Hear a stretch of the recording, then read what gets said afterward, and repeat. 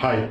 APPSC group 1 group 2 మరియు టీఎస్పీఎస్సీకి prepare అవుతున్న అభ్యర్థులకి మనం ఆన్లైన్లో క్లాస్ అందజేయడం జరుగుతుంది. మీ డే టు డే అఫైర్స్ రెగ్యులర్వి ఎలాంటి బ్రేక్ కాకుండా మీరు ఈ ఎగ్జామ్కి ప్రిపేర్ అవ్వచ్చు.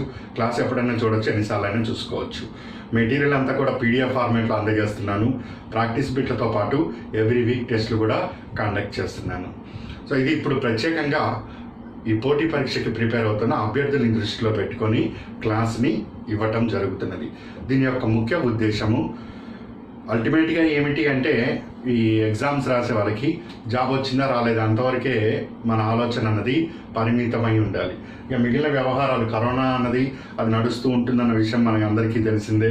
ఇంకా XYZ విషయాలు ప్రపంచంలో జరుగుతున్నాయి. అవన్నీ విషయాలు కూడా అవి దేటిపాటికి అవి జరుగుతూ ఉంటాయి. అల్టిమేట్గా మనల్ని అడిగేది, నాయన నీకు జాబ్ వచ్చిందా రాలేదా, గ్రూప్ 2 గ్రూప్ 1 ఏదైతే ప్రిపేర్ అవుతున్నావో. సో మన యొక్క కాన్సన్ట్రేషన్ మొత్తం కూడా ఏ పాయింట్ వచ్చినా కానీ దాని ఎగ్జామ్ పాయింట్ ఆఫ్ వ్యూలో ఏ విధంగా మనకు అది ప్రాధాన్యత వహిస్తూ వస్తుంది, దాని మీద ఎక్కువ దృష్టి ఏ విధంగా మనం కేంద్రీకరించాలి, ఎక్కడ మనము దానిని క్యాచ్ చేసే అవకాశం ఉంటుంది ఎగ్జామ్ పాయింట్ ఆఫ్ వ్యూలో, ఈ ఆలోచన ధోరణిలోనే మనం ఉంటూ ఉంటాము. సో ఇది ప్రిపేర్ అవుతున్న అభ్యర్థులకి, మిమ్మల్ని ప్రిపేర్ చేస్తున్న మాలాంటి ఫ్యాకల్టీల బాధ్యత. ఇట్లా సంఘటన జరుగుతున్నది, దీనివైపు ఇలా ప్రశ్నలు వస్తాయని చెప్పాల్సిన బాధ్యత మా చేతిలో ఉంటుంది. ప్రిపేర్ అవుతున్న మీ దృష్టి ఆత్మనిర్భర్ భారత్ అని ప్రధానమంత్రి తెలియజేశారు. ఇది గ్రూప్ 2 పాయింట్ ఆఫ్ వ్యూలో, గ్రూప్ 1 పాయింట్ ఆఫ్ వ్యూలో ఎగ్జామ్కి ఎంతవరకు రిలవెంట్. అల్టిమేట్గా నీ ఉద్దేశం మొత్తం కూడా ఎగ్జామ్ ఎలా క్లియర్ అవ్వాలని ఉండాలి తప్పితే, ఇస్తాడు 20 లక్షల కోట్లు కాకపోతే 30 లక్షల కోట్లు ఇస్తారు, 30 కాకపోతే 40 లక్షల కోట్లు ఎంతో అంత, లేదా 10,000 కోట్లు ఎంతో అంత డబ్బు వస్తుంది. మన ఎగ్జామ్ పాయింట్ ఆఫ్ వ్యూలో బిట్ ఏమిటి, ABCDలో మనం మెయిన్స్ ఆన్సర్లో ఏమి రాయాలి, ఈ ఆలోచన ధోరణితో మన ప్రిపరేషను, దాన్ని మనం సంకల్పం అని కూడా గతంలో నేను చెప్పాను. పూర్తి స్థాయిగా ఎగ్జామ్ మీద తన ఆలోచన దృష్టిని కేంద్రీకరించిన అభ్యర్థులు ఎవరైతే ఉన్నారో ప్రతి అంశాన్ని కూడా ఎగ్జామ్ పాయింట్ ఆఫ్ వ్యూలో వాళ్ళు తీసుకొని వచ్చుకొని దాంట్లో బిట్లని ఏ విధంగా అందుకోవాలి, సబ్జెక్ట్ని ఏ విధంగా మోల్డ్ చేసుకోవాలి, ఈ ఆలోచన ధోరణిలోనే ఉంటూ ఉంటారు. సో వాళ్ళకి కాస్త ఈ క్లాసు ఉపకరిస్తుంది. అదేవిధంగా మీ ప్రిపరేషన్లో తీసుకురావాల్సిన మార్పుల్ని కూడా ఇది తెలియజేస్తుంది. సో ఏ విధంగా ఈ మార్పుల్ని మనం చేసుకోవాలి, ఆ అంశాలన్నీ కూడా ఇప్పుడు చెప్తాను. మొదటిగా అసలు ప్రధానమంత్రి వీటిలో చెప్పిన అంశాలు ఏంటన్నది చూద్దాం. ఇది ఎకానమీ సిలబస్, అది మారేదేమీ లేదు. సో ఎకానమీ సిలబస్లో వ్యవసాయము, పరిశ్రమలు, అవస్థాపన, బ్యాంకింగ్, పేదరికం, నిరుద్యోగం, ప్రాంతీయ అసమానతలు, విదేశీ వ్యాపారం, ఫిజికల్ పాలసీ, మానిటరీ పాలసీ, ఇవన్నీ కూడా ఉంటూ ఉంటాయి. వీటితో రిలేటెడ్ అయినవే ఈ 5 పిల్లర్స్ ఆఫ్ ఇండియన్ ఎకానమీ అని ఆయన తెలియజేశారు. ఈ 5 పిల్లర్స్లో quantum jump of Indian economy. Quantum jump here in the sense, ఇప్పుడు మనము 2.3 ట్రిలియన్ జీడిపిని కలిగి ఉన్నాం. 2024 కల్లా 5 ట్రిలియన్ ఇండియన్ ఎకానమీ అవ్వాలన్నది మన ప్రయత్నము. సో ఈ 5 ట్రిలియన్ అవ్వటానికి ఇది చక్కటి అవకాశము. ఒకవైపు చైనా నుంచి ఎన్నో పరిశ్రమలు అన్నది వేరే గ్లోబల్ చైన్లో ఆల్టర్నేటివ్స్ అని చూస్తూ ఉన్నాయి. ఇదే విషయం నేను గతంలో కూడా తెలియజేశాను, ఫ్యూ డేస్ బిఫోర్ మీకు క్లాస్ అందజేస్తూ. ఇలా చేస్తున్నప్పుడు విదేశాల నుంచి వస్తున్న పెట్టుబడిదారులకి ఇక్కడ ఒక నమ్మకాన్ని కలిగించాలి. ఆ నమ్మకాన్ని కలిగించే వాతావరణం అన్నది ఇక్కడ సృష్టించగలగాలి. దానివల్ల పెట్టుబడులు పెరిగి ఇక్కడ ఉత్పాదకతలో గుణాత్మకమైన మార్పులు, పరిమాణాత్మకంతో పాటు గుణాత్మకమైన మార్పులు తెచ్చి ఆర్థిక వ్యవస్థని అది ఎంతో ముందుకు తీసుకుని వెళ్తుంది. ఆ కోణంలో ఎకానమీలో భారీగా సంస్కరణ తీసుకురాబోతున్నట్టుగా మనకు ఇండికేషన్స్ వచ్చినాయి. ఈ ఎకానమీని ముందుకు తీసుకువెళ్ళాలి అంటే ఖచ్చితంగా ఇన్ఫ్రాస్ట్రక్చర్ ఫెసిలిటీస్ అనేది మనం బాగా డెవలప్మెంట్ చేసుకోవాలి. ఈరోజు చైనా నుంచి ప్రోడక్ట్స్ అన్ని ఇండియాకి తప్పనిసరిగా వస్తాయా? అక్కడ ఉండే ఎస్టాబ్లిష్మెంట్ అంటే చైనాకి ఇండియాకి ఒకటే వ్యత్యాసం, వాళ్ళు అక్కడ ఇన్ఫ్రాస్ట్రక్చర్ చాలా క్వాలిటేటివ్గా, గుణాత్మకంగా వాళ్ళు డెవలప్మెంట్ చేసుకున్నారు, మనం ఇంకా చేయలేకపోయాం. సో అలాంటి ఇన్ఫ్రాస్ట్రక్చర్ మనం తీసుకురాగలిగాము అంటే ఖచ్చితంగా ఇక్కడ ఎకానమీ ముందుకు వెళ్ళే అవకాశం ఉంటుందన్న ఉద్దేశంలో భారీగా అవస్థాపన సౌకర్యాలు, రహదారులు అయితేనేమి, లేకపోతే రైల్వే వ్యవస్థ సంస్కరణలు అయితేనేమి, ఈ పోర్ట్ల ద్వారా అయితేమి, విమానాశ్రయాల సంస్కరణలు అయితేమి, ఇంకా విద్యుత్ కానీ అన్ని రకాల ఇన్ఫ్రాస్ట్రక్చర్, మౌలిక వసతులు అన్నిటినీ కూడా మనము చాలా క్వాలిటేటివ్గా తీసుకొస్తాము అంటున్నాడు. Next innovation. ఆర్థిక వ్యవస్థకి ఒక రైలు బోగికి ఇంజన్ ఎలా ఉంటుందో ఆర్థిక వ్యవస్థని వేగవంతంగా ముందుకు తీసుకువెళ్ళే ఒకే ఒక అంశము నవకల్పన, టెక్నాలజీ డ్రివెన్. మొత్తం రేపు భవిష్యత్ అంతా కూడా డిజిటలైజ్డ్ కేంద్రీకృతంగా ఆయన తీసుకొని వెళ్ళబోతున్నారు. ఇప్పటికే చాలా సందర్భాల్లో తెలియజేశారు. డిజిటల్ ఇరా రాబోతున్నది. టెక్నాలజీతో రన్ అయ్యే ఏవైతే ఉన్నాయో వాటికి ప్రాధాన్యత పెరుగుతూ వస్తుంది. టెక్నాలజీ సెంట్రిక్, ఇన్నోవేటివ్ సెంట్రిక్గా ఆర్థిక వ్యవస్థని తీసుకెళ్తున్నారు. ఫోర్త్, ప్రపంచంలో ఎక్కడా లేని గొప్ప అవకాశం భారత్లో ఏంటంటే డెమోగ్రఫీ. ఇక్కడ యువత బాగా ఉన్నారు. ఈ యువతకి కాస్త నైపుణ్యాలు పెంచి వాళ్ళని ఉపాధి అవకాశాలు కల్పించగలిగితే అద్భుత ఫలితాలు తీసుకురాగలుగుతారు. డెమోగ్రఫీలో భారీ సంస్కరణలు, అంటే ఏ విధంగా స్కిల్ డెవలప్మెంట్ చేయాలి, ఎక్కడ ఎంత లేబర్ ఫోర్స్ ఉంది, ఎక్కడ రిసోర్స్ ఉన్నాయి, వాటిని ఏ విధంగా ఉపయోగించుకోవటం రావాలి. సో డెమోగ్రఫీకి రిలేటెడ్ అంశాలన్నిటికీ కూడా, ఈవెన్ జెండర్ ఈక్విటీ అంశం కూడా ఇక్కడే వస్తూ ఉంటుంది. సో కన్సంప్షన్ నుంచి ప్రొడక్షన్ వైపు తీసుకొని వెళ్ళటము ఏ విధంగా చేయగలుగుతామో అన్నీ ఉంటుంది. And final most demand and supply. So మనం డిమాండ్ ఉండాలి, సప్లై కూడా అదే విధంగా ఉండాలి. డిమాండ్ అండ్ సప్లై కలిసే ప్లేసే మార్కెట్. సో ఇక్కడ భారీ సంస్కరణ అనేది రాబోతుందన్న విషయము తెలుసు. సో నేను ఏదో ఒకటి డిమాండ్, ఈ పెన్ను కావాలని డిమాండ్ చేస్తా, ఈ పెన్నుని సప్లై చేసే ఇండస్ట్రీ ఏదైతే ఉందో వాళ్ళు అది ప్రొడక్షన్ చేయడానికి ఉండాలి. ఇండస్ట్రీ వాడు పెన్ను ప్రొడక్షన్ చేస్తే, అంటే సప్లై చేస్తే, నేను కొనే స్థితిలో నేను కూడా ఉండాలి. సో అంటే నా చేతిలో 10 రూపాయలు ఉండాలి. And at the same time ఈ పెన్నుని ఉత్పత్తి చేస్తున్న ఇండస్ట్రియలిస్ట్ చేతిలో కూడా 10 రూపాయలు ఉండాలి. ఆ 10 రూపాయలతో ఆయన పెన్ను ఉత్పత్తి చేస్తాడు. సో సప్లై ఉన్నది, దానికి తగ్గ డిమాండ్ కూడా ఉన్నది. డిమాండ్ ఎప్పుడు వస్తుంది? ప్రజల చేతుల్లో డబ్బు ఉన్నప్పుడు డిమాండ్, మాకు ఈ వస్తువు కావాలి, నాకు ఈ బోర్డు కావాలి, నాకు ఈ క్లాస్ కావాలి, లేకపోతే నాకు ఆ వస్తువు కావాలని డిమాండ్ అనేది పెరుగుతుంది. డబ్బు లేకపోతే నోరు మూసుకొని ఇంట్లో కూర్చుంటాం. సో ఇప్పుడు పబ్లిక్ చేతిలోకి మనీ పంపింగ్ అనేది ఏ రూపంలో జరుగుతుందన్న విషయము చాలా చాలా అబ్జర్వ్ చేయవలసిన అంశము. సో ఆ విధంగా డిమాండ్, పరిశ్రమకి కావలసిన ఏదైతే పరిశ్రమ కోరుకుంటుందో డిమాండ్, అది అక్కడ చేస్తారు. అదేవిధంగా పరిశ్రమలు ఉత్పత్తి చేయడానికి వాటికి ఇప్పుడు ఖచ్చితంగా కాస్త పెట్టుబడులు అనేది అవసరం పడుతుంటాయి. ముఖ్యంగా దాదాపు 45% ఉపాధి రంగాన్ని కల్పిస్తున్న మైక్రో స్మాల్ మీడియం ఎంటర్ప్రైజెస్ ఏవైతే ఉన్నాయో వాటికి స్థానికంగా ఉపయోగించుకునే వనరులని ఉపయోగించుకుని ఏర్పడబోయే ఆగ్రో బేస్డ్ ఇండస్ట్రీ కానీ, భారీ పరిశ్రమలకు కానీ, వీటిల్లో డబ్బు పెట్టుబడి పెట్టడం వలన ఇవి సప్లై చేయడానికి సిద్ధంగా ఉంటాయి. సప్లై ప్లస్ డిమాండ్ ఈ రెండు మ్యాచ్ అవుతూ ఉంటే మిగిలినవన్నీ కూడా ముందుకు వెళ్తూ వస్తుంటాయి. ఒకదాంతో ఒకటి ఇవన్నీ కూడా లింక్ ఉన్నాయి. ఇవన్నీ కూడా ఇక మీదట గ్లోబలైజేషన్లో మనము ఒక రకంగా చెప్పుకున్నాం. ఇప్పుడు లోకలైజేషన్కి ప్రాధాన్యత పెరుగుతూ వస్తుంది. సో గ్లోబలైజేషన్ అనొచ్చా, లేకపోతే రివర్స్ గ్లోబలైజేషన్ అనొచ్చా, ఏమనొచ్చా అనేది ఫర్దర్ మనం మాట్లాడుకోవచ్చు. ఇప్పుడు లోకల్ రిసోర్స్ తోటి డెవలప్మెంట్, హ్యూమన్ సెంట్రిక్ డెవలప్మెంట్ జరగబోతుంది. సో ఈ అంశాలన్నిటినీ మనము ఇక్కడ ఏమేమి మార్పులు తీసుకొస్తున్నాయో దానికి అబ్జర్వ్ చేస్తూ రావాలి. ఇది ఫస్ట్ అండ్ ఫార్మోస్ట్ పాయింట్ ఇక్కడ మనము అబ్జర్వ్ చేయాలి. సెకండ్, ఉత్పత్తి కారకాలైన ల్యాండ్, లేబర్, లిక్విడిటీ, దాన్ని మనం పెట్టుబడి అంటాం, liquidity. And fourth one last, వ్యవస్థాపన అనుకో, ఏదన్నా అనుకో. ఈ 4 yearsలో భారీ రీఫార్మ్లు వస్తున్నట్టుగా ఇప్పుడే తెలియజేయటం జరిగింది.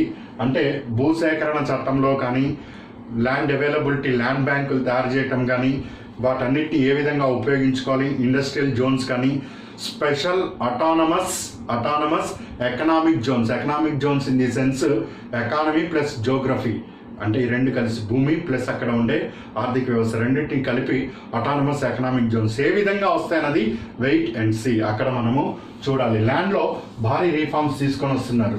నేను కపుల్ ఆఫ్ డేస్ బిఫోర్ కూడా చెప్పాను, లేబర్ రిఫార్మ్స్ ఇప్పటికే దాదాపు 8 రాష్ట్రాలు చేయటం జరిగింది. అన్ని రాష్ట్రాలు, ఈవెన్ అక్కడ నేను ఉదాహరణ కూడా వివరించడం జరిగింది. ఈ కేరళ నుంచి ఈ సౌత్ ఈస్ట్కి వెళ్ళిన వాళ్ళు లేదా దుబాయ్ వెళ్ళిన వాళ్ళు అక్కడి నుంచి రిటర్న్ అవుతున్నప్పుడు అక్కడేమో పర్ డే 8 నుంచి 12 hours అక్కడ వర్క్ చేస్తున్నారు. వర్క్ చేస్తున్న 4 రూపాయలు అక్కడ సంపాదించుకోగలుగుతున్నారు.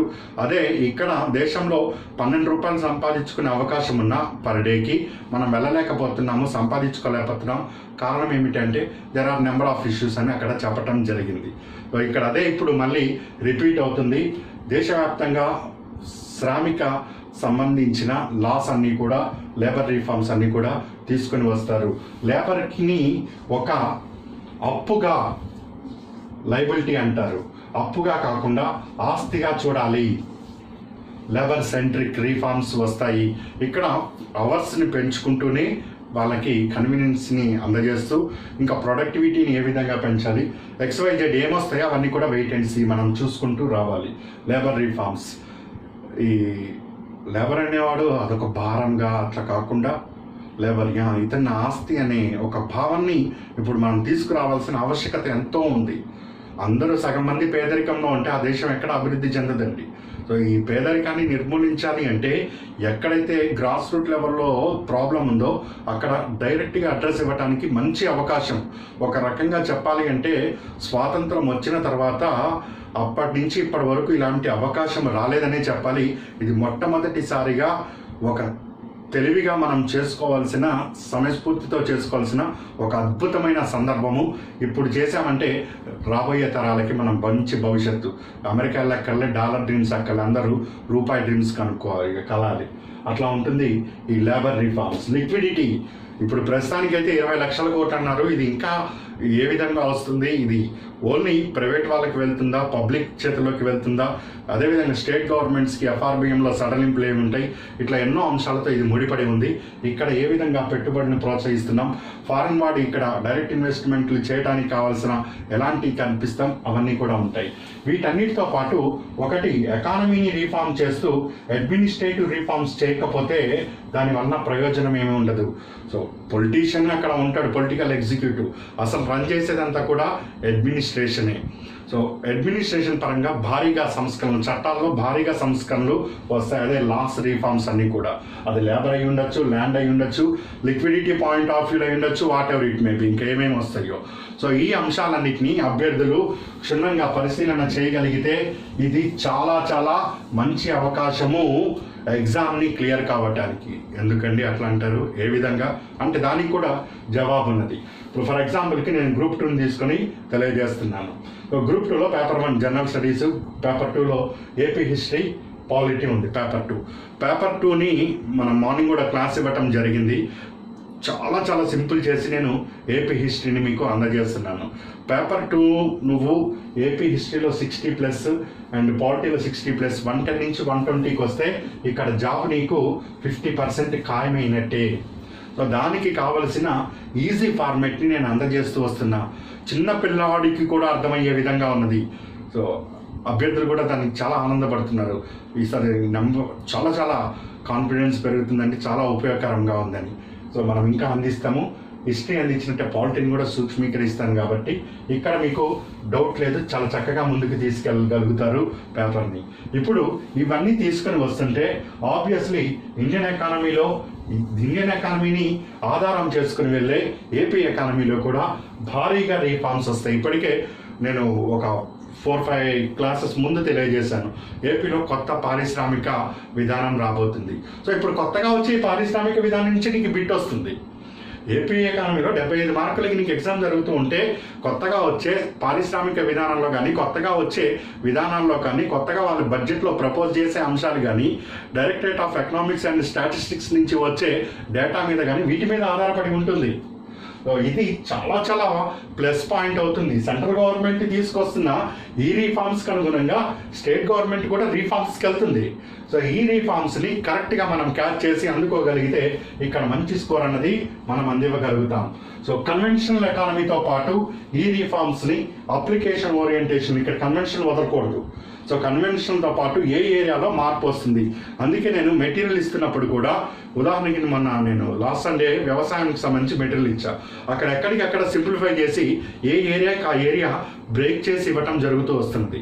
ఎందుకంటే ఏ ఏరియాలో ఇప్పుడు రిఫార్మ్ వస్తుంది, ఎక్కడ దాన్ని స్ట్రెంథెన్ చేసుకోవాలి, ఎక్కడ మోడిఫై చేసుకోవాలన్నది చాలా చాలా ముఖ్యమైన అంశం కాబట్టి దానికి అనుగుణంగా కన్వెన్షనల్ ప్లస్ కరెంట్ని ఇక్కడ నువ్వు అందుకోగలిగితే తప్పనిసరిగా 50 నుంచి 60 మధ్యలో ఇక్కడ స్కోర్ వస్తుంది. ఇక చెప్పండి ఎందుకు రాదు మనకు గ్రూప్ 2. సో ఈ విధంగా మార్పులకు అనుగుణంగా ప్రిపరేషన్ చేంజ్ చేసుకుంటూ వెళ్తే తప్పకుండా మనము విజయం సాధిస్తాం. సో దీనికి అనుగుణంగా ఏమేమి చేంజెస్ వస్తున్నాయి, ఇక లాస్ట్ చేంజ్ అంటే ఆబ్వియస్లీ పాలిటీ మీద కూడా దాని ఇంపాక్ట్ ఉంటుంది, కరెంట్ అఫైర్స్ రిలేటెడ్ మీద కూడా దాని ఇంపాక్ట్ ఉంటాయి. అన్నిటినీ మనము ఫుల్ ఫ్లెడ్జ్డ్గా మీకు అందజేస్తున్నాం. గ్రూప్ 1లో కూడా ఈ పేపర్ 4లో 6 యూనిట్లు ఇండియన్ ఎకానమీ, 6 యూనిట్లు ఏపీ ఎకానమీ ఉంది. ప్రతి యూనిట్ నుంచి ఒక ప్రశ్న అనేది వస్తుంది కాబట్టి దానికి అనుగుణంగా మార్పుల్ని దృష్టిలో పెట్టుకొని ప్రిపేర్ అయితే అక్కడ కూడా మనకు స్కోర్ పెరిగే అవకాశం ఉంటుంది. సో ఇవన్నీ మనం టైం బీయింగ్లో నేను మీకు అందించడం జరుగుతుంది. అభ్యర్థులు వాళ్ళ యొక్క ప్రిపరేషన్ని కొనసాగిస్తురండి. ఆపితే ఆగినట్టే ఉంటుంది, మళ్ళీ అందుకోవటం చాలా కష్టము. మంచి వేకెన్సీస్ ఇప్పటికే గ్రూప్ 2లో 850 వరకు దాదాపు క్లారిటీ అనేది ఏర్పడింది మనకు. ఇవి ఇంకా పెరిగే అవకాశం ఉంది కాబట్టి ఇక్కడ అందుకోవచ్చు. గ్రూప్ 1 కూడా మంచి భవిష్యత్తు ఉంది. స్కోర్ని మీరు గ్రూప్ 2లో 300+కి తీసుకెళ్తే చక్కగా జాబ్. దానికి నేను చెప్తున్న ఈ ఫార్మేట్ని చక్కగా తీసుకెళ్ళండి. మనం అన్నీ కూడా మీకు అందజేస్తున్నాం. ఇక దానికి అనుగుణంగా మీ ప్రిపరేషన్ని తీసుకుని వెళ్తూ ఉండాలి. నేను ఇంకా ఏమైనా కమ్యూనికేట్ చేయవలసి వస్తే ఇదే విధంగా చేస్తూ ఉంటాను. ఇది చాలా చక్కటి అవకాశము. అందుకే నేను దీన్ని ఎన్నోసార్లు ఇప్పుడు ప్రధానమంత్రి మీటింగ్ 2 సార్లు 3 సార్లు ఇచ్చాడు. చాలా సందర్భాల్లో మనకి బాత్ అవి మాట్లాడాడు. మనం ఎక్కడా కూడా అంత శ్రద్ధ చూపలేదు, అవి రొటీన్వి. ఇది మాత్రం నిజంగా భారత ఆర్థిక వ్యవస్థని, మాటల్లో అయితే భారత ఆర్థిక వ్యవస్థని అత్యంత వేగంగా ముందుకు తీసుకుని వెళ్ళి ప్రపంచంలో అసలు ఇక మీదట ఉండేది ఏక భారత్ అన్న ఒక గొప్పతనాన్ని అయితే చూపించారు. మరి ఇంప్లిమెంటేషన్లో ఎక్కడ ప్రాబ్లమ్స్ వస్తాయి ఏమిటి, దానికి అనుగుణంగా మాట ఇచ్చినట్టుగా చేయగలిగాము అంటే తిరుగులేని ఆర్థిక వ్యవస్థ అవుతుంది. ఇక అమెరికా వాడు మన ఇండియాకి రావాల్సిన పరిస్థితి ఏర్పడుతుంది, ఉద్యోగాలకి ఉపాధికి. అట్లా ఉన్నదండి ఇది సిచ్యువేషన్. మాత్రం ఇంత ఇంపార్టెన్స్ అనేది ఉంది కాబట్టి నేను స్పెషల్గా దీన్ని మీకు ఇప్పుడు ఈ టైంలో అప్పుడు కూడా కమ్యూనికేట్ చేస్తున్నాను. దీన్ని దృష్టిలో పెట్టుకొని మీ యొక్క చేంజెస్ అనేది కావాలి. Change is the law of nature. అదే విధంగా ఉంటాము అంటే ఇక్కడ చెల్లుబాటు కాదు. ఇది పోటీ పరీక్ష. చేంజ్కి అనుగుణంగా దాన్ని పట్టుకుంటారు అన్న ఉద్దేశంతో ఇంత ప్రత్యేకంగా తీసుకొని వచ్చాను దీన్ని.